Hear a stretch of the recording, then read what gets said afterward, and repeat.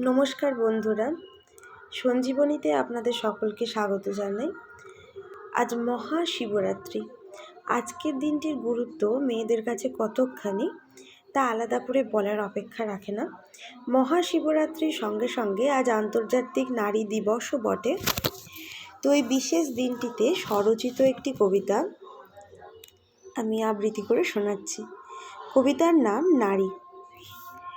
নারী দিল জন্ম মোদের, সয়ে কত যন্ত্রণা, জন্মে নারী কি যে পেল, পরাধীনতার বেদনা। জন্মালো যে বাড়িতে তারা, সেই বাড়িটাই ছাড়তে হয়, পদবিটাও নিজের নয়, সময় সময় বদলে যায়। পরিধান আর কথার ধরন অনেক বুঝে চলতে হয়। নিরাপত্তা তবু কোথায়, ধর্ষিতাও তো হতে হয়। নারী নিয়ে এই যে পুরুষ বড় বড় কথা বলো, সত্যি করে বলো তো তাদের নিজের সমান ভাবতে পারো? নারী ছাড়া পঙ্গু সমাজ, সেটা আগে মানতে শেখো।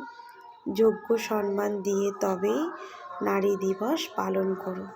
নমস্কার।